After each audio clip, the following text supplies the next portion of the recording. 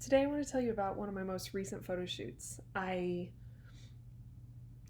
originally had the idea, I've long loved Alexander McQueen as a designer. And in particular, there was back in mid 2000 aughts, there was a there was a series he put out where it was kind of inspired by um, the 1800s, if you will. So it was top hats and vests and suits, and but it was a grittier, dirtier version.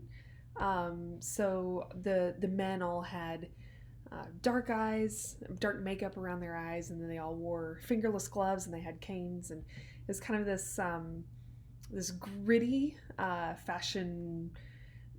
Uh, yeah, it was a really the visuals of it really appealed to me, mixing the office wear. We've got these nice suits that are office or fancy attire. It's not obviously not tuxes, but I really loved in um, how he mixed the clash of these two worlds. So I wanted to do a little bit of a take on that, and I found a model at Shutterfest that I thought would be fabulous for this.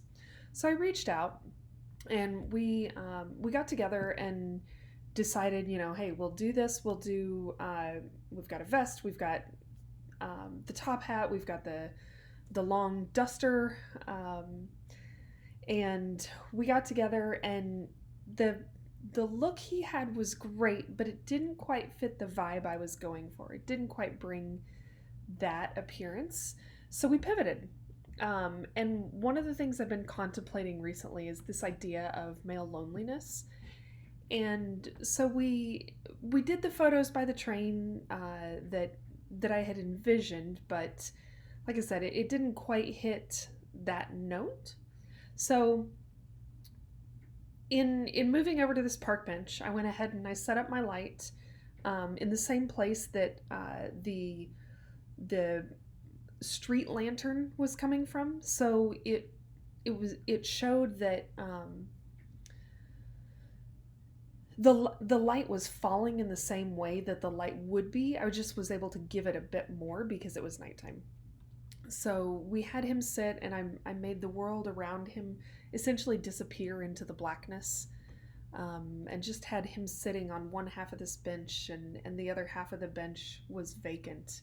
And I really liked the sense of loneliness, and I even had him look outside of frame in order to give that dystopian feel to the image, and it came out. I love the image so much, so I hope you enjoy it too.